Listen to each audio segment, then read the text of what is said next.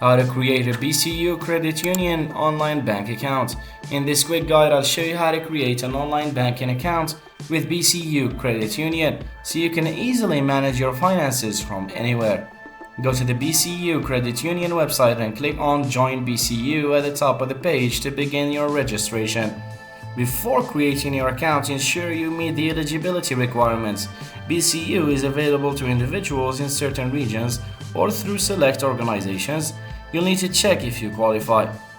Complete the online form by entering your personal details such as your name, address, phone number, and email. You will also need to provide your social security number and verify your identity. Choose the type of account you wish to open. You can select from checking, savings, or other specialized accounts based on your needs.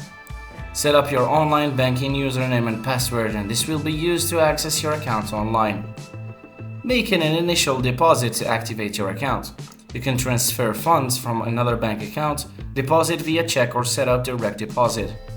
Once you've completed the form and made the deposit, review your information and click Submit to finalize your application.